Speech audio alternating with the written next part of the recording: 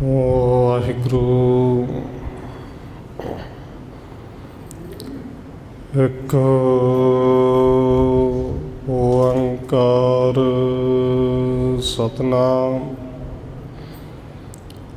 ਕਰਤਾ ਪੁਰਖ ਨਿਰਭਉ ਨਿਰਵੈਰ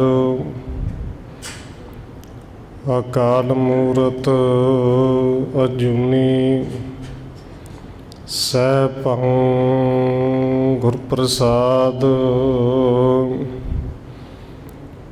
ਜੇਤਾ ਜੀਉ ਪਿੰਡ ਸਭ ਤੇਰਾ, ਤੂੰ ਅੰਤਰਜਾਮੀ ਪੁਰਖ ਭਗਵਾਨ। ਦਾਸਣ ਦਾਸ ਕਹੈ ਜਨ ਨਾਨਕ, ਜਿਹਾ ਤੂੰ ਕਰਾਹੇ ਤਿਹਾ ਹਉ ਕਰੀ ਵਖਿਆਣ। ਗੁਰ ਨਾਨਕ ਪਦ ਪੰਕਜ ਬੰਧਨ ਪਾਦ ਪੰਕਜ ਬੰਧਨ। ਸਿਮਰਾਂ ਅੰਗਦ ਦੁਖ ਨਿਕੰਦਨ।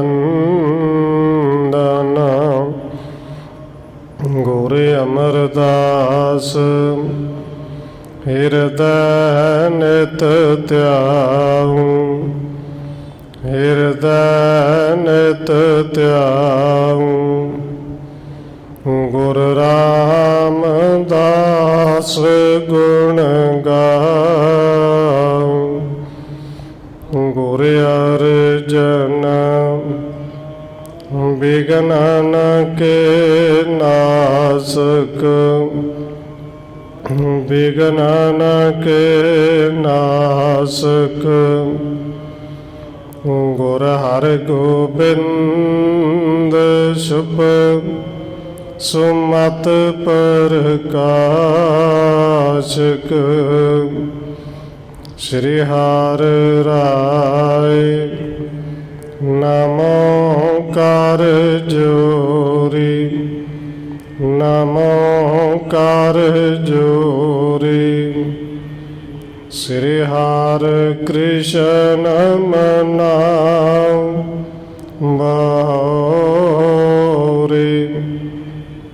ਗੁਰੂ ਤੇਗ ਬਹਾਦਰ ਪਰਮ ਕਿਰਪਾਲਾ ਜੀ, ਪਰਮ ਕਿਰਪਾਲਾ। ਗੁਰ ਗੋਬਿੰਦ ਸਿੰਘ ਬਿਸਾਲਾ, ਤਰੋਂ ਤਾਰਾ ਪਾਰ ਪੁਨ ਪੁਨ ਸੀਸਾ ਜੀ, ਪੁਨ ਪੁਨ ਸੀਸਾ। ਬੰਦੋਂ ਬਾਰ ਬਾਰ ਜਗਦੀਸ਼ਾ,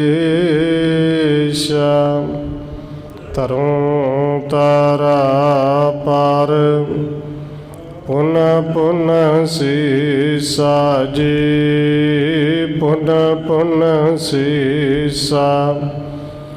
ਬੰਦੋਂ ਬਾਰ ਬਾਰ ਜਗਦੀਸ਼ਾ।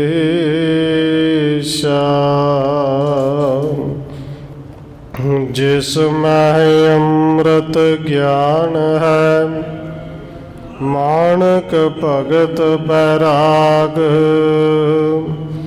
ਸ਼੍ਰੀ ਗੁਰੂ ਗ੍ਰੰਥ ਸਾਹਿਬ ਉਦਦ, ਬੰਦੋਂ ਕਰ ਅਨੁਰਾਗ। ਇਕ ਓੰਕਾਰ ਸਤਿਗੁਰੂ ਜਿਹ ਪ੍ਰਸਾਦ ਸਚ ਹੋਏ। ਵਾਹਿਗੁਰੂ ਜੀ ਕੀ ਫਤਿਹ ਹੈ, ਬਿਘਨ ਬਿਨਾਸਨ ਸੋਏ। ਇਕ ਓੰਕਾਰ ਸਤਿਗੁਰੂ ਜਿਹ ਪ੍ਰਸਾਦ ਸਚ ਹੋਏ। ਵਾਹਿਗੁਰੂ ਜੀ ਕੀ ਫਤਿਹ ਹੈ, बिघन विनाशन सोए। वाहिगुरु जी। रामदासपुरी मैं प्रथिया रह्यो धाम कर, थोड़ी कुछ भेट आवे तप्यो रह रात दिन। लाल सा दर्ब के सर्ब मोह पूजै आए, बाढ़ बड़े आए पित समता को चाहे मन। परम सन्मानयोग सतगुरु चवर छतर तखत दे मालिक हाजरा हजूर जाहरा जहूर शब्द गुरु जुगों जुग अटल सतगुरु धन श्री गुरु ग्रंथ साहिब महाराज सच्चे पातशाह जी के पावन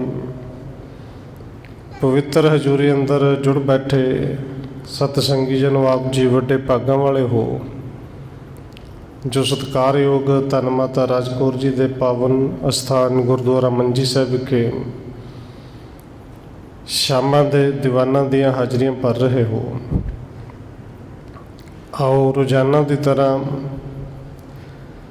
धन गुरु अर्जन देव महाराज जी की चल रही लड़ीवार इतिहास कथा के नाल अगलेरी सांझ पाउण तो पहला असीस बख्शिश करो जी।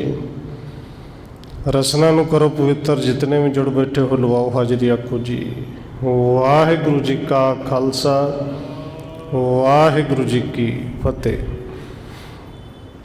ऐसे कह तीर देन मिले दऊ बीर राम सम, प्रीतिया प्रसन्न भयो निज धामे आयो।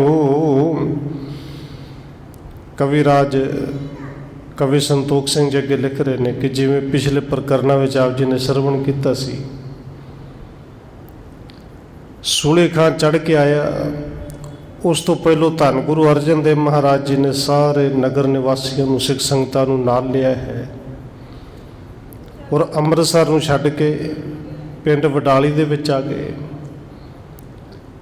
इधरों जिहड़ा पृथिया है अगों दे जाके सूली खां नूं मिलिया कि जिहड़ा काम मैं चाहुंदा सा वो तो हो गया, कि तेरा नां सुन के जिहड़ा मेरा दुश्मन है, मेरा छोटा भरा अर्जन देव जी वो इस नगर नूं छड्ड के चले गए ने, ये मैं चाहुंदा सा कि इत्थों छड्ड के चले जाण, सारा कुछ मैं संभा। कहते ये कह के एक दूजे नूं मिले सूली खां ते पृथिया, आपस में एक दूजे नूं गल्लां कह कह के बड़े प्रसन्न हुंदे ने। सुलह बिताए ने से और काम हेत गयो, हु तो पातशाह को सो निको सुर धारियो। कहते सूली खां ने उत्थे रात रह के पृथिया दे कोल गुजारी। अगले दिन उन्होंने कोई काम सी पातशाह दे नाल, वो उतों अगे नूं चला गया अपने काम वास्ते। फिर दिल्लीपुर को पियानो कीन मंद मत बाहनी समीप ते अधिक गरबायो। कहते पातशाह नूं मिल के वो वापस दिल्ली नूं चला गया, क्योंकि 5000 का वो मुखी है सेना का, इस करके बड़ा हंकार दे विच वो दिल्ली नूं जिहड़ा सूली खां चला गया। चाहो चित करो सोए आगे नहीं अरह कोए, माने तुर केश बैण मैं जता आलाऊं। कहते सूली खां इन्ने हंकार विच सी कि मैं जो चाह वो करा, कि मेरे सामने किहड़ा अड़ जाएगा। तुरकां दा राज है तो तुरक बादशाह के हुक्म नूं तो सारे मनदे ने, बादशाह का नाम लैके मैं जो चाह वो कर लवां। रामदासपुरी मैं पृथिया रहो धाम कर, थोड़ी किश भेट आवे तप्यो रह रात दिन। उधरों कहते रामदासपुर नगरी दे विच हुण पृथ्वी चंद रहिंदा है। गुरु साहब जी चले गए ने, सिख चले गए ने, बहुत सारे घरां दे विचों भी लोग जिहड़े ने घरां दा समान लैके गुरु साहब दे नाल ही गए ने। ये पृथिया रहिंदा है, पर थोड़ी बहुती किते भेट आउंदी है। सिखां नूं पता लगदा कि गुरु अर्जन देव जी तो इत्थे है ही नहीं, पर गुरु पुत्र जान के कुछ ना कुछ पृथ्वी नूं दे जरूर दिंदे ने, पर वो सारी भेटा दिंदे नहीं। ये वेख के सारा कुछ दिन रात पृथ्वी जिहड़ा तपिया रहिंदा है कि मैनूं लगदा सी गुरु अर्जन देव जी चले जाणगे, सारी भेटा मेरे कोल आएगी।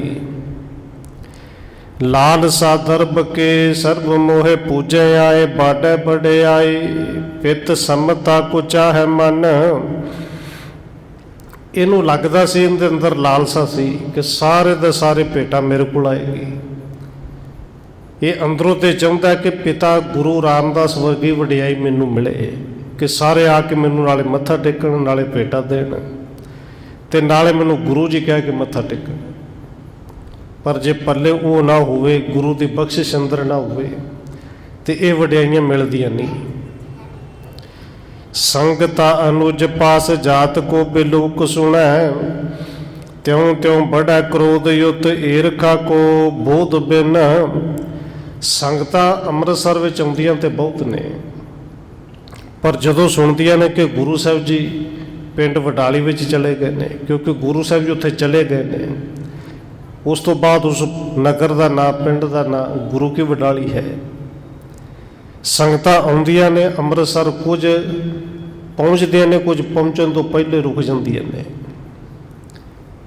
कि वो संगतां गुरु अर्जन देव जी कोल जान लग गई। और एक खबर तो सारी मिलती है पृथ्वी मसंद छड्डे हुए ने, कि सारे छोटे नूं सुन के उधर चले जाते हैं, उधर जाके पूजते हैं। जिमें जिमें उधर संगतां जांदियां ने, उवें पृथ्वी के अंदर क्रोध की अग जिहड़ी होर बलदी है।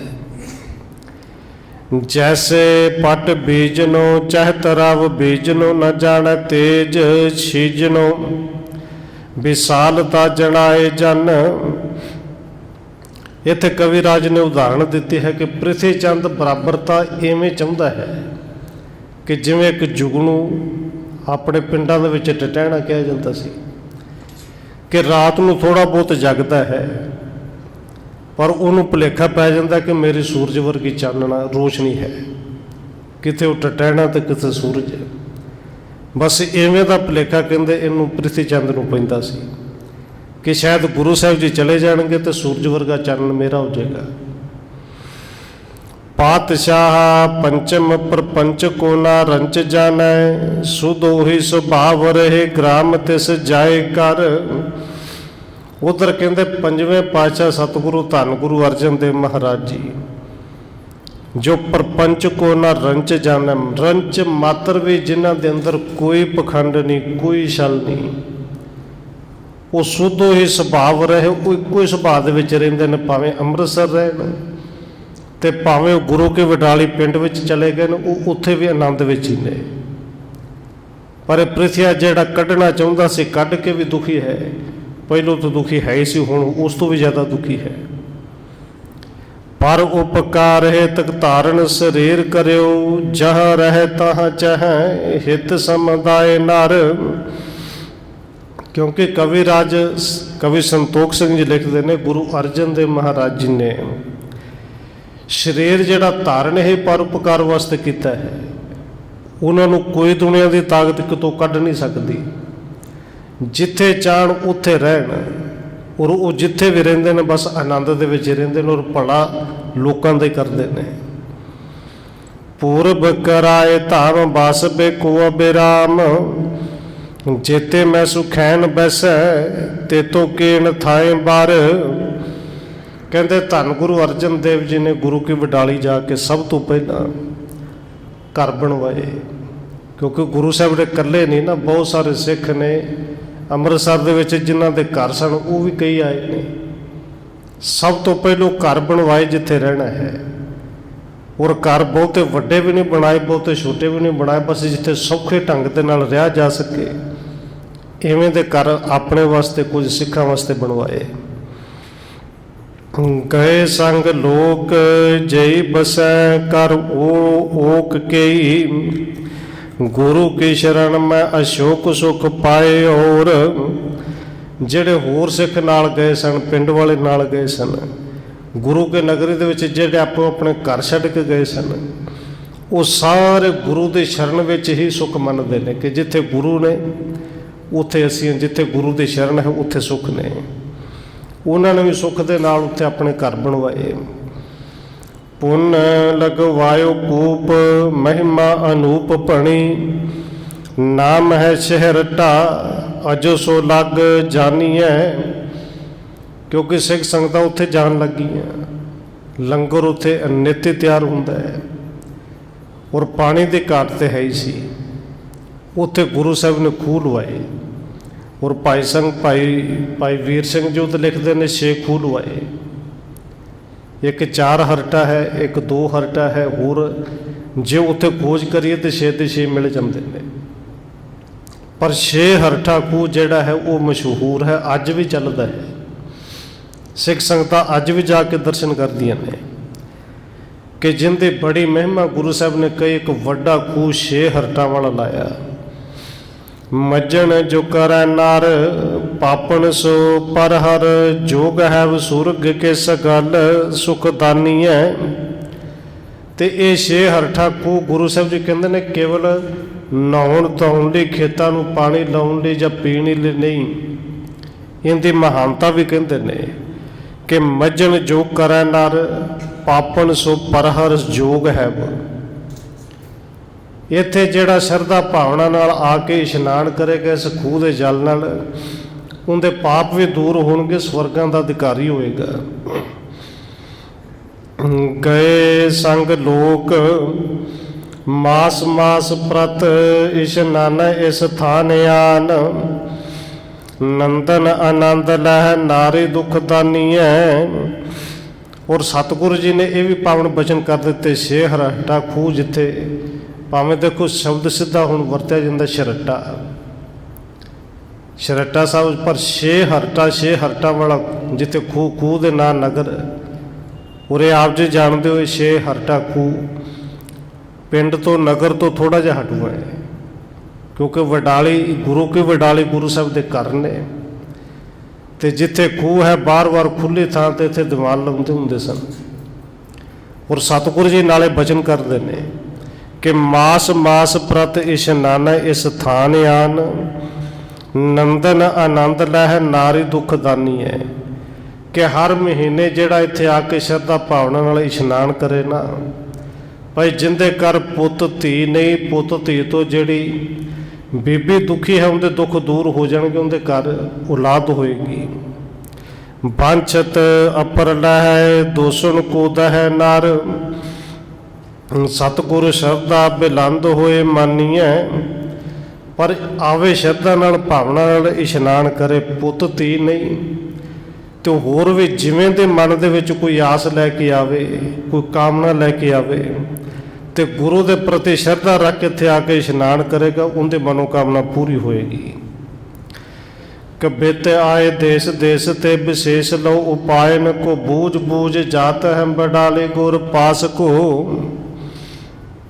ਹੁਣ ਦੇਸ਼ਾਂ ਵਿਦੇਸ਼ਾਂ ਤੋਂ ਸਿੱਖ ਸੰਗਤਾਂ ਆਉਂਦੀਆਂ ਨੇ, ਅੰਮ੍ਰਿਤਸਰ ਨੂੰ ਜਾਂਦੀਆਂ ਨੇ। ਕਈ ਅੰਮ੍ਰਿਤਸਰ ਪਹੁੰਚ ਕੇ ਗੁਰੂ ਕੀ ਵਡਾਲੀ ਜਾਂਦੀਆਂ ਨੇ ਕਿ ਗੁਰੂ ਕੀ ਵਡਾਲੀ ਕਿੱਥੇ ਹੈ। ਕਈ ਸਿੱਖ ਸੰਗਤਾਂ ਜਥਿਆਂ ਦੇ ਵਿੱਚ ਆਉਂਦੀਆਂ ਨੇ, ਰਸਤੇ ਤੋਂ ਪਤਾ ਲੱਗ ਜਾਂਦਾ ਹੈ ਕਿ ਗੁਰੂ ਸਾਹਿਬ ਜੀ ਅੰਮ੍ਰਿਤਸਰ ਨਹੀਂ, ਗੁਰੂ ਕੀ ਵਡਾਲੀ ਨੇ। ਉਹ ਆਪਣਾ ਰਸਤਾ ਬਦਲ ਕੇ ਗੁਰੂ ਕੀ ਵਡਾਲੀ ਪਹੁੰਚਦੀਆਂ ਨੇ। ਅਣਕ ਪਦਾਰਥ ਸਕਾਰਥ ਕਰਤ ਨਰ ਹਰ ਪੈ ਚਰਨ ਤੇਰ ਬੋਲੇ ਅਰਦਾਸ ਕੋ। ਅਨੇਕਾਂ ਤਰ੍ਹਾਂ ਦੇ ਪਦਾਰਥ, ਕਿਉਂਕਿ ਸਿੱਖਾਂ ਦੀਆਂ ਸੰਗਤਾਂ ਦੀਆਂ ਭਾਵਨਾਵਾਂ ਨੇ, ਕਿਉਂਕਿ ਗੁਰੂ ਸਾਹਿਬ ਜੀ ਆਪ ਦਾਤੇ ਨੇ, ਸਮਰੱਥ ਨੇ, ਪਰ ਸਿੱਖਾਂ ਦੀਆਂ ਭਾਵਨਾਵਾਂ ਨੇ। ਇਸ ਕਰਕੇ ਅਨੇਕਾਂ ਤਰ੍ਹਾਂ ਦੇ ਪਦਾਰਥ, ਅਨੇਕਾਂ ਤਰ੍ਹਾਂ ਦੇ ਭੇਟਾਂ ਲੈ ਕੇ ਆਉਂਦੇ ਨੇ ਔਰ ਗੁਰੂ ਸਾਹਿਬ ਦੇ ਚਰਨਾਂ 'ਤੇ ਰੱਖ ਕੇ ਬੋਲਾਂ ਅਰਦਾਸ ਕੋ, ਅਰਦਾਸ ਬੇਨਤੀਆਂ ਕਰਦੇ ਨੇ। ਔਰ ਸਭ ਦੀ ਅਰਦਾਸ ਬੇਨਤੀ ਵੱਖੋ ਵੱਖਰੀ ਕਾਮਨਾ ਭਾਵਨਾ ਉਹ ਗੁਰੂ ਸਾਹਿਬ ਜੀ ਫਿਰ ਪੂਰਨ ਕਰਦੇ ਨੇ। ਭੀਰ ਪਈ ਰਹਿ ਇੱਕ ਆਵਤ ਹੈ ਜਾਤ ਕਈ, ਸੇਵਾ ਕੋ ਕਮਾਵੇ ਕਈ ਹੇਰ ਸੁਖ ਰਾਸ ਕੋ। ਬਸ ਹੁਣ ਗੁਰੂ ਕੇ ਵਡਾਲੀ ਦੇ ਵਿੱਚ ਉਹ ਰੌਣਕਾਂ ਲੱਗ ਗਈਆਂ। ਭੀੜ ਦਿਨ ਰਾਤ ਲੱਗੀ ਰਹਿੰਦੀ ਹੈ, ਇੱਕ ਆਉਂਦਾ ਹੈ ਇੱਕ ਜਾਂਦਾ ਹੈ। ਕਈ ਗੁਰੂ ਸਾਹਿਬ ਦੇ ਚਰਨਾਂ ਵਿੱਚ ਕਈ ਦਿਨ ਰਹਿ ਕੇ ਸੇਵਾ ਕਰਕੇ ਗੁਰੂ ਸਾਹਿਬ ਦੇ ਬਚਨ ਸੁਣ ਕੇ ਉਹ ਆਨੰਦ ਮਾਣਦੇ ਨੇ, ਸੁੱਖ ਦੇ ਵਿੱਚ ਰਹਿੰਦੇ ਨੇ। ਕਰਤੇ ਕਰਾਓ ਬਹੁ ਵਰਤੇ ਉਮਾਹੂਤ, ਹਰਤੇ ਉਪਾਦ ਗਨ ਧਰਤੇ ਪ੍ਰਕਾਸ਼ ਕੋ। ਉਸੇ ਤਰ੍ਹਾਂ ਹੀ ਕਰਤੇ ਕਰਾਹ ਬਹੁ, ਕੜਾ ਪ੍ਰਸ਼ਾਦ ਦੀ ਦੇਗ ਬਹੁਤ ਬਣਦੀ ਹੈ, ਬਹੁਤ ਵਰਤਦੀ ਹੈ। ਗੁਰੂ ਕਾ ਲੰਗਰ ਸਵੇਰ ਤੋਂ ਲੈ ਕੇ ਸ਼ਾਮ ਤੱਕ ਚੱਲਦਾ ਹੈ। ਅਨੇਕਾਂ ਤਰ੍ਹਾਂ ਦੇ ਉੱਥੇ ਲੋਕ ਸਿੱਖ ਸੰਗਤਾਂ ਜਿਹੜੀਆਂ ਆਉਂਦੀਆਂ ਨੇ ਉਹ ਆਨੰਦ ਮਾਣਦੀਆਂ ਨੇ। ਖੁਰਾਸਾਨ, ਕਾਬਲ, ਪਿਸ਼ੌਰ, ਕਸ਼ਮੀਰਪੁਰ, ਧਨੀ ਕੇਪ, ਲੰਮੇ ਦੇਸ ਆਵਨ ਦਰਸਾਨ ਹਿਤ। ਇੱਥੇ ਕਵੀ ਰਾਜ ਨੇ ਕੁਝ ਦੇਸ਼ਾਂ ਦੇ ਨਾਂ ਲਿਖੇ ਨੇ ਕਿ ਖੁਰਾਸਾਨ, ਕਾਬਲ, ਪਿਸ਼ੌਰ, ਕਸ਼ਮੀਰ, ਧਨੀ ਦੇਸ਼, ਕੇਪ ਦੇਸ਼, ਲੰਮੇ ਦੇਸ਼, ਇੱਥੋਂ ਸਿੱਖ ਸੰਗਤਾਂ ਦੂਰ ਦੂਰ ਤੋਂ ਆਉਂਦੀਆਂ ਨੇ। ਔਰ ਜਿਹੜੀਆਂ ਰੌਣਕਾਂ ਕੁਝ ਦਿਨ ਪਹਿਲਾਂ ਅੰਮ੍ਰਿਤਸਰ ਵਿੱਚ ਲੱਗਦੀਆਂ ਸਨ, ਅੱਜ ਗੁਰੂ ਕੀ ਵਡਾਲੀ ਲੱਗਦੀਆਂ ਨੇ। ਅੱਜ ਉਹ ਨਗਰੀ ਉੱਥੇ ਖਾਲੀ ਹੈ, ਕਿਉਂਕਿ ਪ੍ਰਿਥਵੀ ਨੂੰ ਲੱਗਦਾ ਕਿ ਸ਼ਾਇਦ ਇੱਕ ਥਾਂ ਕਰਕੇ ਸਿੱਖ ਸੰਗਤਾਂ ਇੱਥੇ ਆਉਂਦੀਆਂ ਨੇ, ਪਰ ਇਹ ਉਹ ਭੁੱਲ ਗਿਆ ਕਿ ਜਿੱਥੇ ਗੁਰੂ ਦੀ ਬਖਸ਼ਿਸ਼ ਹੈ, ਗੁਰੂ ਦੀ ਬਰਕਤ ਹੈ, ਜਿੱਥੇ ਗੁਰੂ ਆਪ ਹੈ, ਗੁਰੂ ਜੰਗਲ ਵਿੱਚ ਵੀ ਚਲਾ ਜਾਏ ਤਾਂ ਉੱਥੇ ਵੀ ਮੰਗਲ ਲੱਗ ਜਾਂਦਾ ਹੈ। ਬਲਖ, ਬੁਖਾਰਾ, ਮੁਲਤਾਨ ਤੇ ਮਹਾਨ ਨਰ, ਸੰਗਤ ਪਹੁੰਚੇ ਆਏ ਭੇਟ ਅਰਪਾਣ ਹਿਤ। ਬਲਖ, ਬੁਖਾਰਾ, ਮੁਲਤਾਨ ਤੇ ਹੋਰ ਵੱਡੇ ਵੱਡੇ ਨਗਰ, ਵੱਡੇ ਵੱਡੇ ਦੇਸ਼, ਦੇਸ਼ਾਂ ਵਿਦੇਸ਼ਾਂ ਤੋਂ ਸਿੱਖ ਸੰਗਤਾਂ ਆਉਂਦੀਆਂ ਨੇ, ਆ ਕੇ ਭੇਟਾਂ ਅਰਪਣ ਕਰਦੀਆਂ ਨੇ। ਔਰ ਦੂਰ ਦੂਰ ਤੇ ਹਦੂਰ ਪੂਰ, ਕਾਮਨਾ ਕੋ ਰੂਰ ਮੁਖ ਦੇਖ ਤੇ ਜ਼ਰੂਰ ਹਰ ਖਾਨ ਹਿਤ। ਹੋਰ ਦੂਰ ਦੂਰ ਤੋਂ ਸਿੱਖ ਸੰਗਤਾਂ, ਜਿੱਥੋਂ ਪਤਾ ਲੱਗਦਾ ਹੈ ਕਿ ਇੱਕ ਵਾਰੀ ਚੱਲ ਕੇ ਆਉਂਦੀਆਂ ਨੇ ਸ਼ਾਇਦ ਅੰਮ੍ਰਿਤਸਰ ਗੁਰੂ ਸਾਹਿਬ ਜੀ ਨੇ, ਪਰ ਰਸਤੇ ਵਿੱਚੋਂ ਹੁਣ ਪਤਾ ਲੱਗਣ ਲੱਗ ਗਿਆ ਗੁਰੂ ਸਾਹਿਬ ਜੀ ਅੰਮ੍ਰਿਤਸਰ ਨਹੀਂ, ਗੁਰੂ ਕੀ ਵਡਾਲੀ ਨੇ। ਉਹ ਗੁਰੂ ਸਾਹਿਬ ਦੇ ਦਰਸ਼ਨ ਕਰਨ ਵਾਸਤੇ ਗੁਰੂ ਕੀ ਵਡਾਲੀ ਪਹੁੰਚਦੇ ਨੇ। ਸਦਾ ਸੁਖ ਮਾਣ ਚਿਤ ਕੋ ਚਾਹ ਪਾਸ ਨਿਤ, ਸੇਵਤ ਸੁਜਾਨ ਥਿਤ ਲੈਨ ਹਿਰਦੈ ਗਿਆਨ ਹਿਤ। ਕਈ ਸੁੱਖ ਉਹ ਨੇ ਜਿਹੜੇ ਸਦੀਵੀ ਸੁੱਖ ਲੈਣਾ ਚਾਹੁੰਦੇ ਨੇ ਔਰ ਗੁਰੂ ਸਾਹਿਬ ਦੇ ਚਰਨਾਂ ਦੇ ਵਿੱਚ ਹੀ ਰਹਿਣਾ ਚਾਹੁੰਦੇ ਨੇ। ਉਹ ਫਿਰ ਕਈ ਕਈ ਮਹੀਨੇ ਗੁਰੂ ਸਾਹਿਬ ਦੇ ਚਰਨਾਂ ਦੇ ਵਿੱਚ ਰਹਿੰਦੇ ਨੇ ਕਿ ਜਿੱਥੋਂ ਗਿਆਨ ਵੀ ਮਿਲਦਾ ਹੈ, ਜਿੱਥੋਂ ਭੁਗਤੀ ਵੀ ਮਿਲਦੀ ਹੈ, ਜਿੱਥੋਂ ਜੁਗਤੀ ਵੀ ਮਿਲਦੀ ਹੈ। ਦੁਸ਼ਮਣ ਦੇਖ ਦੇਖ ਦਾਹ ਹੋਤ ਦੁਖੀ ਬਹੁ, ਜਰੇ ਹੋ ਨਾ ਜਾਏ ਖੁਨ ਸਾਏ ਨਿੰਦ ਭਾਖ ਤੇ। ਪਰ ਜਿਹੜੇ ਦੁਸ਼ਟ ਨੇ, ਜਿਹੜੇ ਦੁਸ਼ਮਣ ਨੇ, ਉਹ ਵੇਖ ਵੇਖ ਕੇ ਸੜਦੇ ਨੇ, ਦੁਖੀ ਹੁੰਦੇ ਨੇ। ਪ੍ਰਿਥਵੀ ਵਰਗਾ ਜਿਹੜਾ ਅੰਦਰੋਂ ਖੁੰਦ ਖਾਂਦਾ ਹੈ ਕਿ ਮੈਂ ਇੱਥੋਂ ਕਢਾਇਆ ਵੀ, ਇੱਥੋਂ ਗਏ ਵੀ ਚਲੇ, ਪਰ ਮੇਰੇ ਕੋਲ ਫਿਰ ਕੋਈ ਨਹੀਂ ਆਇਆ। ਔਰ ਉਹ ਗੁਰੂ ਸਾਹਿਬ ਦੀ ਫਿਰ ਨਿੰਦਿਆ ਵੀ ਕਰਦੇ ਨੇ। ਔਰ ਕੁਝ ਜਿਹੜੇ ਹੁੰਦੇ ਆਪਣੇ ਖਰੀਦੇ ਹੋਏ ਮਸੰਦ ਨੇ, ਉਹਨਾਂ ਨੂੰ ਤਾਂ ਸਿਖਾਇਆ ਹੀ ਜਾਂਦਾ ਕਿ ਤੁਸੀਂ ਗੁਰੂ ਸਾਹਿਬ ਦੀ ਨਿੰਦਿਆ ਹੀ ਕਰਨੀ ਹੈ, ਕਿਉਂਕਿ ਉਧਰ ਨਿੰਦਿਆ ਕਰੋਗੇ ਤੇ ਕੋਈ ਨਾ ਕੋਈ ਇੱਧਰ ਮੁੜ ਕੇ ਆਏਗਾ। ਪੱਕ ਕੇ ਕਰਮ ਕਰੈ, ਹੰਸਨ ਕੇ ਰੀਸ ਧਰੈ, ਉਗਰੈ ਕਪਟ ਜਾਣੇ ਧਨ ਅਭਿਲਾਖ ਤੇ। ਕਵੀ ਸੰਤੋਖ ਸਿੰਘ ਜੀ ਲਿਖਦੇ ਨੇ, ਐਵੇਂ ਦੇ ਲੋਕ ਕੰਮ ਤੇ ਬਗਲਿਆਂ ਵਾਲਾ ਕਰਦੇ ਨੇ। ਦੇਖੋ ਬਗਲਿਆਂ ਦੇ ਕੰਮ ਨਾ ਕਿ ਇੱਕ ਐਨ ਟਿਕ ਕੇ ਬਹਿਣਾ, ਕਦੋਂ ਡੱਡੀ ਮੱਛੀ ਆਵੇ ਤੇ ਫੜੀਏ। ਔਰ ਆਪਣੇ ਵੱਲੋਂ ਚਿੱਟੇ ਕੱਪੜੇ ਪਾ ਕੇ ਬੈਠ ਜਾਣਾ ਕਿ ਕਦੋਂ ਕੋਈ ਸਿੱਖ ਆਵੇ ਉਹਨੂੰ ਅਸੀਂ ਲੁੱਟੀਏ, ਸਾਰਾ ਕੁਝ ਸਾਡੇ ਕੋਲ ਆ ਜਾਏ। ਕਹਿੰਦੇ ਕੰਮ ਬਗਲਿਆਂ ਵਾਲੇ ਨੇ ਤੇ ਰੀਸ ਉਹ ਹੰਸਾਂ ਦੀ ਕਰਦੇ ਨੇ। ਪਰ ਇਹ ਕਪਟ ਤੇ ਖੁੱਲ੍ਹ ਜਾਂਦਾ ਨਾ, ਕਿਉਂਕਿ ਬਗਲੇ ਜਿੰਨੇ ਮਰਜ਼ੀ ਚਿੱਟੇ ਹੋਣ, ਜਿੰਨੀਆਂ ਮਰਜ਼ੀ ਅੱਖਾਂ ਮੀਟ ਲੈਣ, ਹੰਸਾਂ ਦੇ ਵਿੱਚ ਜਾ ਕੇ ਜੇ ਬੈਠ ਵੀ ਜਾਣ ਤੇ ਉਹ ਹੰਸ ਜਿਹੜਾ ਹੈ, ਉਹਦੇ ਹੰਸਾਂ ਦੇ ਵਿੱਚ ਬੈਠਾ ਹੋਇਆ ਬਗਲਾ, ਉਹਦਾ ਝੂਠ, ਉਹਦਾ ਪਾਜ ਉਗੜ ਜਾਂਦਾ ਹੈ। ਕਿਉਂਕਿ ਜੋ ਕੁਛ ਹੰਸਾਂ ਨੇ ਖਾਣਾ, ਬਗਲੇ ਨੇ ਖਾਣਾ ਹੀ ਨਹੀਂ। ਬਗਲੇ ਨੇ ਤਾਂ ਕੇਵਲ ਨਿੰਦਿਆ ਤੇ ਝੂਠ ਜਿਹੜੀ ਉਹ ਇਕੱਠੀ ਕਰਨੀ ਹੈ। ਜਿਹੜਾ ਹੰਸ ਨੇ ਉਹਨੇ ਗੁਰੂ ਦੇ ਇੱਕ ਇੱਕ ਗੁਣ ਨੂੰ, ਮੋਤੀ ਨੂੰ ਚੁਗ ਚੁੱਕ ਕੇ ਆਪਣੇ ਹਿਰਦੇ ਵਿੱਚ ਵਸਾ ਲੈਣਾ ਹੈ। ਬਸ ਨਾ ਬਸਾਏ ਠਾਨੇ ਅਨਕ ਉਪਾਏ ਮੂੜ, ਝੂਠੇ ਹੈ ਬੇਬਾਦ ਤੇ ਮਹਾਨ ਮਨ ਮਖ ਤੇ। ਪਰ ਵਸ ਕੋਈ ਨਹੀਂ ਚੱਲਦਾ। ਉਪਾਅ ਪ੍ਰਿਥਵੀ ਵਰਗੇ ਬੜੇ ਕਰਦੇ ਨੇ, ਪ੍ਰਿਥਵੀ ਦੇ ਮਸੰਦ ਬੜੇ ਉਪਾਅ ਕਰਦੇ ਨੇ, ਪਰ ਮੂਰਖ ਝੂਠੇ ਨੇ। ਵਾਦ ਵਿਵਾਦ ਕਰਦੇ ਨੇ, ਬੜਾ ਮੱਥਾ ਮਾਰਦੇ ਨੇ, ਪਰ ਪੇਸ਼ ਨਹੀਂ ਜਾਂਦੀ। ਹਿਰਦੈ ਗੋਪ ਰਾਖ ਤੇ ਬਿਲੰਦ ਬਿਸੈ ਕੰਖ ਤੇ, ਬੜੇ ਹੋਈ ਸੇਮ ਨਾਕ ਤੇ ਨਾ ਸੇਵਾ ਵੇਖੈ ਗਾਖ ਤੇ। ਅੰਦਰ ਗੁਪਤ ਗੱਲ ਰੱਖਦੇ ਨੇ, ਅੰਦਰੋਂ ਜਾਣਦੇ ਨੇ ਕਿ ਸਾਡੇ ਪੱਲੇ ਕੁਝ ਨਹੀਂ, ਪਰ ਬਾਹਰੋਂ ਬਾਹਰੋਂ ਪ੍ਰਚਾਰ ਕਰਦੇ ਨੇ ਕਿ ਗੁਰੂ ਪ੍ਰਿਥਵੀ ਹੈ। ਅੰਦਰੋਂ ਵਿਕਾਰਾਂ ਦੇ ਵਿੱਚ ਫਸੇ ਹੋਏ ਨੇ, ਬਾਹਰੋਂ ਚਿੱਟੇ ਕੱਪੜੇ ਪਾਏ ਨੇ। ਔਰ ਵੱਡਿਆਂ ਦੇ ਜਦੋਂ ਇਹ ਰੀਸ ਕਰਦੇ ਹੋਏ ਹੱਦਾਂ ਵੀ ਲੰਘ ਜਾਂਦੇ ਨੇ, ਮੂਰਖਾਂ ਨੂੰ ਪਤਾ ਵੀ ਨਹੀਂ ਲੱਗਦਾ। ਗੁਰੂ ਸਾਹਿਬ ਜੀ ਕਿਰਪਾ ਉੱਥੇ ਕਰਦੇ ਨੇ। ਕਵੀ ਸੰਤੋਖ ਸਿੰਘ ਜੀ ਲਿਖਦੇ ਨੇ ਕਿ ਨਾਖ ਤੇ ਨਾ ਸੇਵਾ ਵਿਖੇ ਗਾਖ ਤੇ। ਸੇਵਾ ਚੰਗੀ ਕਿੱਥੋਂ ਲੱਗੇ, ਪਰ ਪਖੰਡ ਜ਼ਰੂਰ ਕਰਦੇ ਨੇ ਕਿ ਅਸੀਂ ਸੇਵਾਦਾਰ ਸਭ ਤੋਂ ਵੱਡੇ। ਸਵਈਆ ਗ੍ਰਾਮ ਬਡਾਲੇ ਬਸੇ ਸੁਖ ਸੋ, ਨਵ ਪਾਸ ਤਹ ਇਸ ਭਾਂਤ ਬਿਤਾਏ। ਕਵੀ ਸੰਤੋਖ ਸਿੰਘ ਜੀ ਕਹਿੰਦੇ ਨੇ ਕਿ ਧੰਨ ਗੁਰੂ ਅਰਜਨ ਦੇਵ ਮਹਾਰਾਜ ਜੀ ਇਸ ਢੰਗ ਦੇ ਨਾਲ ਗੁਰੂ ਕੀ ਵਡਾਲੀ ਜਾ ਕੇ ਵਸੇ, 9 ਮਹੀਨੇ ਸੁੱਖ ਦੇ ਨਾਲ ਉੱਥੇ ਬਿਤਾਏ। ਸਿੱਖ ਸਮੂਹ ਕੇ ਸ਼੍ਰੇ ਕਰੈ, ਸਤਨਾਮ ਰਰੈ ਲਿਵ ਦੇਤ ਲਗਾਏ। ਸਿੱਖ ਸੰਗਤਾਂ ਦਾ ਉੱਥੇ ਕਲਿਆਣ ਕਰਦੇ ਨੇ, ਸਤਨਾਮ ਵਾਹਿਗੁਰੂ ਆਪ ਜਪਦੇ ਨੇ, ਪਿੱਛੇ ਪਿੱਛੇ ਸਿੱਖਾਂ ਤੋਂ ਜਪਾਉਂਦੇ ਨੇ, ਨਾਮ ਦੇ ਵਿੱਚ ਲਿਵ ਜੋੜਦੇ ਨੇ। ਮੇਲ ਰਹਿ ਬਹੁ ਸੰਗਤ ਕੋ, ਧਨ ਬ੍ਰਿੰਦ ਪਦਾਰਥ ਭੇਟ ਚੜਾਏ। ਸੰਗਤਾਂ ਦਾ ਨਿਤ ਮਿਲਾਪ ਹੁੰਦਾ ਹੈ, ਨਿਤ ਨਵੀਆਂ ਸੰਗਤਾਂ ਹੁੰਦੀਆਂ ਨੇ। ਔਰ ਆ ਕੇ ਸਿੱਖ ਜਿਹੜਾ ਧਨ ਚੜਾਉਂਦੇ ਨੇ, ਭੇਟਾ ਚੜਾਉਂਦੇ ਨੇ, ਇਹ ਤੇ ਧੰਨ ਗੁਰੂ ਅਮਰਦਾਸ ਮਹਾਰਾਜ ਜੀ ਕਿਰਪਾ ਹੀ ਕਰਕੇ ਸਭ ਕਿ ਲక్ష్ਮੀ ਹੁਣ ਇਹ ਤੁਹਾਡੇ ਚਰਨਾਂ ਦੇ ਵਿੱਚ ਰਹਿਣੀ ਹੈ। ਧੰਨ ਗੁਰੂ ਰਾਮਦਾਸ ਜੀ ਨੂੰ ਕਹਿ ਗਏ ਸਨ ਕਿ ਹੁਣ ਇਹ ਤੁਹਾਡੇ ਚਰਨਾਂ ਦੇ ਵਿੱਚ ਹੀ ਰਹਿਣੀ ਹੈ। ਪਰ ਸਿੱਖ ਸੰਗਤਾਂ ਭਾਵਨਾ ਆਉਂਦੀਆਂ ਨੇ, ਪਦਾਰਥ ਚੜਾਉਂਦੀਆਂ ਨੇ। ਸੋ ਉਪਕਾਰ ਕੇ ਕਾਰਨ ਸ੍ਰੀ ਗੁਰੂ ਕੂਪ ਤੇ ਆਦਿਕ ਦੇ ਬਣਵਾਏ। ਤੇ ਜਿਹੜਾ ਧਨ ਚੜ੍ਹਦਾ ਹੈ, ਧੰਨ ਗੁਰੂ ਅਰਜਨ ਦੇਵ ਮਹਾਰਾਜ ਜੀ ਰੁਪਈਏ ਇਕੱਠੇ ਨਹੀਂ ਕਰਦੇ, ਉਹਦੇ ਨਾਲ ਖੂਹ ਆਦਿਕ ਜਿਹਦੇ ਨਾਲ ਲੋਕਾਂ ਦਾ ਭਲਾ ਹੋਵੇ, ਜਿਵੇਂ ਦੀ ਲੋੜ ਹੈ ਉਵੇਂ ਦੇ ਕੰਮਾਂ ਤੇ ਖਰਚ ਦਿੰਦੇ ਨੇ। ਬਹੁਤ ਸਾਰੇ ਖੂਹ ਬਣਵਾਉਂਦੇ ਨੇ। ਦੇਖ ਚਲੈ ਦਿਨ ਰਹਿਣ ਨਿਰੰਤਰ, ਬ੍ਰਿੰਦ ਮਸੰਦ ਹੀ ਕਾਰ ਗੁਜ਼ਾਰੈ। ਤੇ ਦਿਨ ਰਾਤ ਲਗਾਤਾਰ ਲੰਗਰ ਚੱਲਦਾ ਹੈ। ਔਰ ਇਹ ਸਾਰਾ ਜਿਹੜਾ ਕਾਰਜ ਹੈ ਇਹ ਮਸੰਦ ਕਰਦੇ ਨੇ, ਸਾਰਾ ਪ੍ਰਬੰਧ ਮਸੰਦ ਸੰਭਾਲਦੇ ਨੇ। ਔਰ ਗੁਰੂ ਸਾਹਿਬ ਨੇ ਉਹਨਾਂ ਨੂੰ ਆਗਿਆ ਕੀਤੀ ਹੋਈ ਕਿ ਭਾਈ ਧਨ ਵੀ ਤੁਸੀਂ ਸੰਭੋ ਤੇ ਇਹ ਸਾਰੇ ਕਾਰਜ ਵੀ ਤੁਸੀਂ ਸਾਂਭਣੇ ਨੇ। ਆਪ ਗੁਰੂ ਧਨ ਕੋ ਨਾ ਛੁਐ, ਕਰ ਸੇਵਕ ਆਣ ਧਰੈ ਜੋ ਆਗਾਰੈ। ਧੰਨ ਗੁਰੂ ਅਰਜਨ ਦੇਵ ਮਹਾਰਾਜ ਜੀ ਦੀ ਧਨ ਨੂੰ ਹੱਥ ਤੱਕ ਨਹੀਂ ਲਾਉਂਦੇ ਕਿ ਇਹ ਮਸੰਦਾਂ ਦੀ ਡਿਊਟੀ ਲਾਈ ਹੋਈ, ਜਿਹੜਾ ਆਉਂਦਾ ਭਾਈ ਇਕੱਠਾ ਕਰਕੇ ਰੱਖ ਲਓ। ਜਿੱਥੇ ਵਰਤਣਾ ਹੈ, ਜਿੱਥੇ ਲੋੜ ਹੈ, ਗੁਰੂ ਸਾਹਿਬ ਜੀ ਹੁਕਮ ਵੀ ਕਰ ਦਿੰਦੇ ਨੇ ਕਿ ਇੱਥੇ ਖੂਹ ਲਵਾਓ।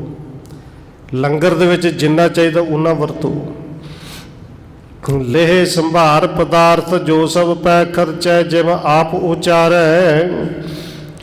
ਕਹਿੰਦੇ ਉਹ ਸਾਰਾ ਧਨ ਪਦਾਰਥ ਜਿਹੜਾ ਮਸੰਦ ਸੰਭਾਲਦੇ ਨੇ, ਔਰ ਮਸੰਦ ਉਵੇਂ ਖਰਚਦੇ ਨੇ ਜਿਵੇਂ ਗੁਰੂ ਸਾਹਿਬ ਜੀ ਹੁਕਮ ਕਰਦੇ ਨੇ। ਕੇਵਲ ਹੇਤ ਸਭੈ ਉਪਕਾਰ ਕੇ, ਹੇਰ ਤ੍ਰਿਲੋਕ ਪ੍ਰਸ਼ੰਸ ਪਸਾਰੈ।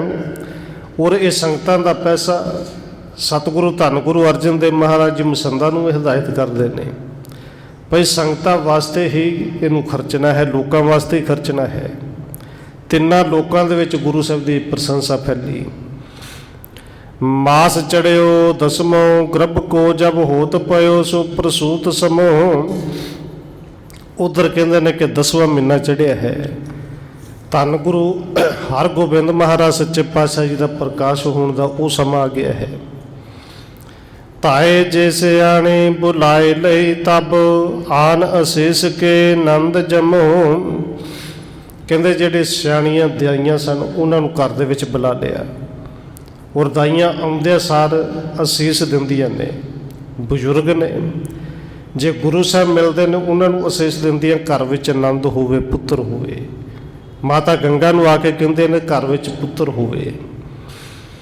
ਕੋਸ਼ਟ ਅੰਤਰ ਦੀਪਕ 8 ਦਿਪਾਏ, ਧਰੇ ਕਰ ਦੂਰ ਤਮੋ। ਕਹਿੰਦੇ ਉਹ ਸਮਾਂ ਆ ਗਿਆ ਕਿ ਜਦੋਂ ਧੰਨ ਗੁਰੂ ਹਰਗੋਬਿੰਦ ਸਾਹਿਬ ਮਹਾਰਾਜ ਜੀ ਨੇ ਅਵਤਾਰ ਧਾਰਨਾ ਹੈ। ਦਾਈਆਂ ਨੇ ਉਸ ਕੋਠੇ ਦੇ ਵਿੱਚ ਦੀਵੇ ਬਾਲੇ, ਔਰ 8 ਦੀਵੇ ਬਾਲੇ। ਸੌਣ ਸਬੈ ਸ਼ੁਭ ਵਾਰ, ਨਛੱਤਰ 9 ਗ੍ਰਹਿ ਆਣ ਕੇ ਕੀਨ ਨਮੋ। ਔਰ ਕਵੀ ਸੰਤੋਖ ਸਿੰਘ ਜੀ ਲਿਖਦੇ ਨੇ ਕਿ ਜਿਵੇਂ ਪੰਡਤ ਬ੍ਰਾਹਮਣ ਇਹਨਾਂ ਗੱਲਾਂ ਨੂੰ ਮੰਨਦੇ ਨੇ ਕਿ ਉਹ ਸਭੇ ਜਿੰਨੇ ਵੀ ਨਛੱਤਰ ਨੇ, 9 ਗ੍ਰਹਿ ਨੇ, ਉਹ ਜਿਵੇਂ ਸਾਰੇ ਸਿੱਧੇ ਹੋ ਗਏ ਹੁਣ ਤੇ ਆ ਕੇ ਸਾਰੇ ਨਮਸਕਾਰਾਂ ਕਰਦੇ ਹੋਣ। ਸੰਮਤ 1652 ਹਾੜ 21ਵੇਂ ਕੋਹ ਦਿਨ ਸੋਊ। ਧੰਨ ਗੁਰੂ ਹਰਗੋਬਿੰਦ ਮਹਾਰਾਜ ਸੱਚੇ ਪਾਤਸ਼ਾਹ ਦਾ ਜਿਦਨ ਪ੍ਰਕਾਸ਼ ਹੋਣਾ ਹੈ। ਕਵੀ ਸੰਤੋਖ ਸਿੰਘ ਜੀ ਲਿਖਦੇ ਨੇ ਕਿ ਉਸ ਦਿਨ 21 ਹਾੜ ਸੰਮਤ 1652 ਦਾ ਦਿਨ ਸੀ। ਸੰਮਤ 1652 ਹਾੜ 21ਵੀਂ ਕੋ ਦਿਨ ਸੋਊ। ਜਾਮਣੇ ਯਾਦ ਬਤੀਤ ਭਈ ਜਬ ਭੁਖਿਤ ਨਿਸ਼ਤ ਸਮੋ ਤਬ ਹੋਊ। ਜਦੋਂ ਅੱਧੇ ਰਾਤ ਦਾ ਸਮਾਂ ਬੀਤ ਗਿਆ, ਅੱਧੀ ਰਾਤ ਲੰਘ ਗਈ, ਅੰਮ੍ਰਿਤ ਵੇਲਾ ਹੋਇਆ ਹੈ।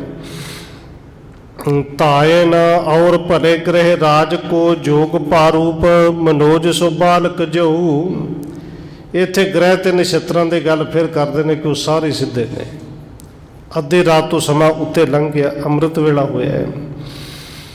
ਆਦਤ ਵਾਰ ਸੋ ਦਿਨ ਮਹਾਥਿਤ ਇਕਾਦਸੀ ਜਾਨ। ਔਰ ਜਦੋਂ ਧੰਨ ਗੁਰੂ ਹਰਗੋਬਿੰਦ ਮਹਾਰਾਜ ਸੱਚੇ ਪਾਤਸ਼ਾਹ ਜੀ ਸੰਸਾਰ ਦੇ ਵਿੱਚ ਪ੍ਰਗਟ ਹੋਏ ਨੇ, ਪ੍ਰਕਾਸ਼ ਹੋਇਆ, ਕਹਿੰਦੇ ਉਦਣ ਦਿਨ ਐਤਵਾਰ ਸੀ, ਅੰਮ੍ਰਿਤ ਵੇਲਾ ਹੈ, ਦਿਨ ਐਤਵਾਰ ਹੈ ਔਰ ਇਕਾਦਸੀ ਥਿਤ ਹੈ। ਉਦੋਂ ਹਾੜ ਦੇ ਚਾਨਣੇ ਪੱਖ ਦਾ ਦਿਨ ਹੈ ਇਕਾਦਸੀ, ਜਦੋਂ ਧੰਨ ਗੁਰੂ ਹਰਗੋਬਿੰਦ ਸਿੰਘ ਮਹਾਰਾਜ ਸੱਚੇ ਪਾਤਸ਼ਾਹ ਜੀ ਸੰਸਾਰ ਵਿੱਚ ਪ੍ਰਗਟ ਹੋਏ। ਚਾਰੂ ਪ੍ਰਕਾਸ਼ ਆਵਾਸ ਭਇਓ ਪਿਖ ਤਾਇਨ ਲੈ ਬੰਸ ਹੈਵ ਬਲਹਾਰੂ। ਕਹਿੰਦੇ ਧੰਨ ਗੁਰੂ ਹਰਗੋਬਿੰਦ ਸਿੰਘ ਮਹਾਰਾਜ ਸੱਚੇ ਪਾਤਸ਼ਾਹ ਜੀ ਦਾ ਪ੍ਰਕਾਸ਼ ਹੋਇਆ, ਜਿਹਨੂੰ ਵੇਖ ਕੇ ਦਾਈ ਜਿਹੜੀ ਸੀ ਆਪੇ ਤੋਂ ਬਾਹਰ ਹੋ ਗਈ। ਇੰਨੀ ਖੁਸ਼ ਹੈ ਕਿ ਇਹ ਦਾਈ ਉਵੇਂ ਜਿਵੇਂ ਧੰਨ ਗੁਰੂ ਨਾਨਕ ਸਾਹਿਬ ਦੇ ਸਮੇਂ ਦਾਈ ਦੌਲਤਾ ਨੇ ਕਿਹਾ ਸੀ ਨਾ, ਕਿ ਉਹ ਸਮੇਂ ਮਹੂਰਤ ਕੀ ਸੀ, ਲੱਛਣ ਕੀ ਸੀ, ਪੰਡਤਾਂ ਤੈਨੂੰ ਕੀ ਦੱਸਾਂ, ਕੁਝ ਨਹੀਂ ਪਤਾ, ਪਰ ਇੰਨਾ ਕੁ ਪਤਾ ਹੈ ਕਿ ਘਰ ਦੇ ਵਿੱਚ ਜਿਹੜੇ 8-9 ਦੀਵੇ ਬਾਲੇ ਸਨ, ਉਹਨਾਂ ਦਾ ਪ੍ਰਕਾਸ਼ ਮੱਧਮ ਪੈ ਗਿਆ ਸੀ ਜਦੋਂ ਧੰਨ ਗੁਰੂ ਨਾਨਕ ਸਾਹਿਬ ਜੀ ਆਏ।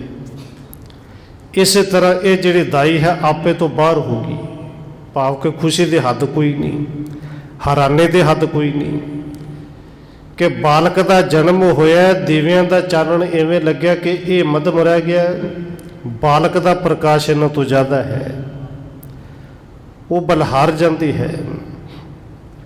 ਹਾਰੂ ਉਦਿਓ ਮਨ ਕੋ ਜਨ ਚੰਦ ਬਿਲੰਦ ਸਰੂਪ ਸੁਭੈ ਸਮ ਮਾਰੂ।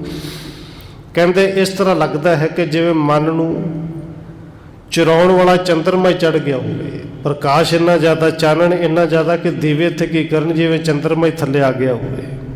ਏਡਾ ਸੋਹਣਾ ਚੰਦਰਮਾ ਵਰਗਾ ਮੁਖੜਾ ਹੈ। ਦੀਪਕ ਮੰਦ ਬਿਲੰਦ ਪ੍ਰਕਾਸ਼ ਤੈ ਤਾਏ ਪਏ ਬਿਸਮੇ ਹਰ ਖਾਵਤ।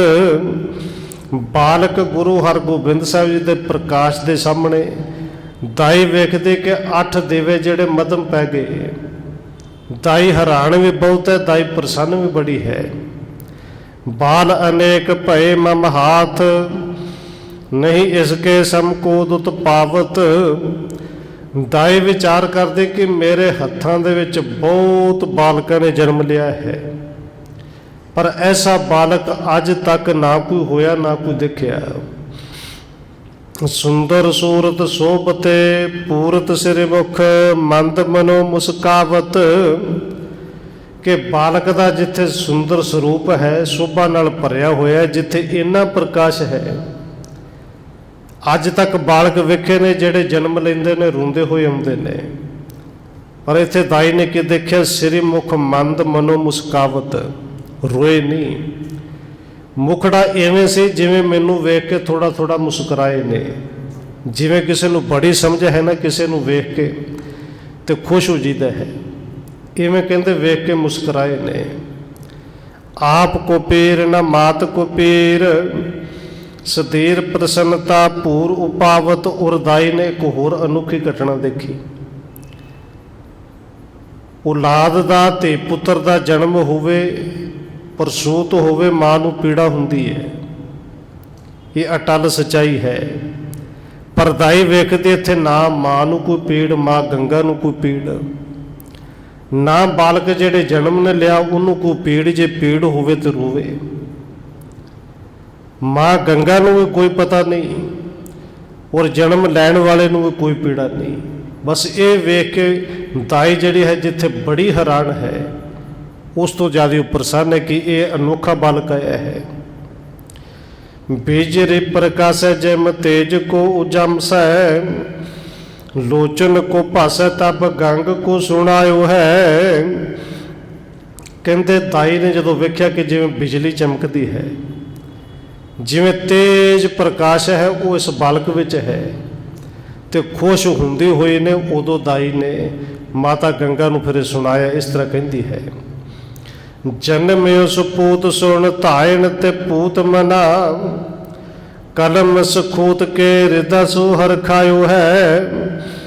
दाई कहते कि माँ गंगा तुहाडे घर सपुत्र ने जन्म लिया है, और जिन्हां दे पाप इन्हां दे दर्शन करे कटे जाणगे, ये वो बालक है। वो पवित्र मन वाली माता गंगा जी जिहड़े है उन्हां दा दिल ये सुन के खिड़ उठिया। कहते कमल सखूत ते हृदय सु हर खायो है। दाई ने कहा कि माँ तेरे घर विच सुपुत्र ने जन्म लिया, तो सुपुत्र भी ऐसा कि चंद्रमा नालों वध तेज है, चंद्रमा नालों वध प्रकाश है, दिव्यां दा चानन मधम पै गया है। माता गंगा जी एकदम प्रसन्न हुए। बृंद ताप तापते सु प्रेम के प्रताप ते सदेव नाम जापते मनो सु प्रभु पायो है। ये दाई कहती है कि माँ गंगा इवें दे सुपुत्र की प्राप्ति वास्ते बड़े बड़े लोग बड़े बड़े साल तक तप करते हैं कि बृंद ताप तापते सु प्रेम के प्रताप ते। ये तुहाडा तप ही है, तुहाडा प्रेम ही है, तुहाडे प्रताप नाल ही ऐसा बालक आया है। रंक नित ऐन ते कलपत्र लैन ते जियो, कौन भैणै बैन ते जितक मोद छायो है।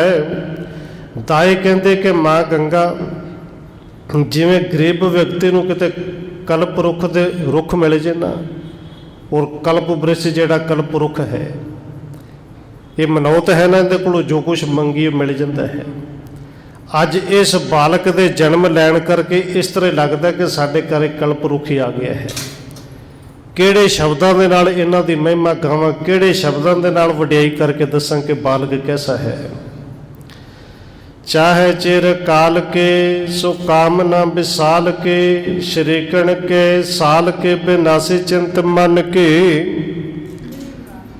माँ गंगा चिर काल तो तू चाहुंदे सा घर विच पुत्र आवे। चाहे चिर काल के सो कामना विशाल की, बड़ी वड्डी विशाल कामना सी कि श्रीकण के साल की बिनासी चिंत मन की। शरीकां ने जिहड़ा ताना मारिया से अज उन्हां दे मूँह नूं ताले लग गए ने। माँ गंगा दी सारी जिहड़ी चिंता सी दूर हो गई। कमल समान पे प्रफुल्लत महान तब, बानी सुख दानी सुन जैसे मोर घन के।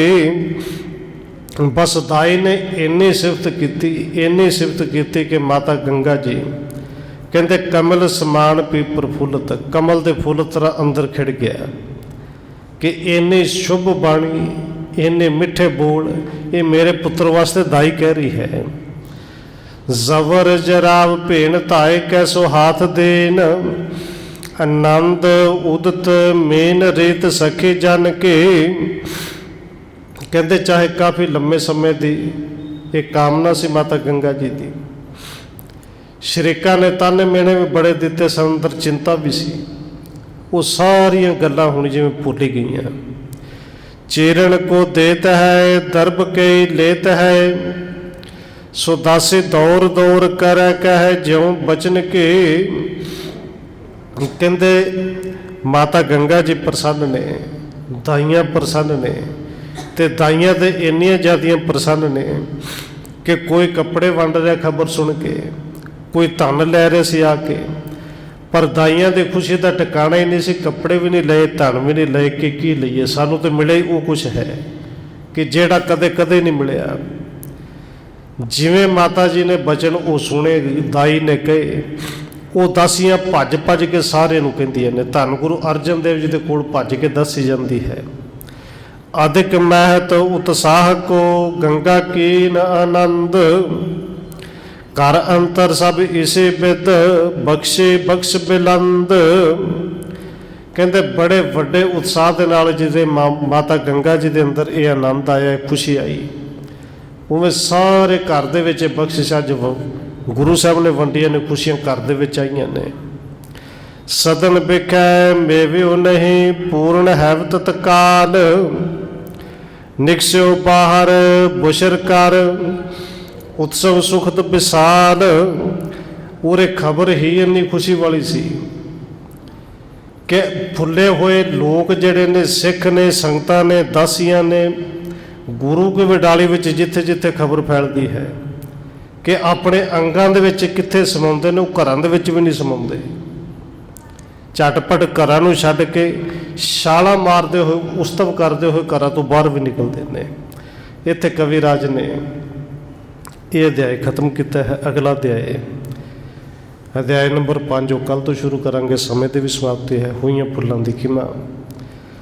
आओ 1-2 मिनट होर रसना दे नाल हाजरी लवाइए, फिर समाप्ति है जी। वाहेगुरु वाहेगुरु वाहेगुरु वाहेगुरु।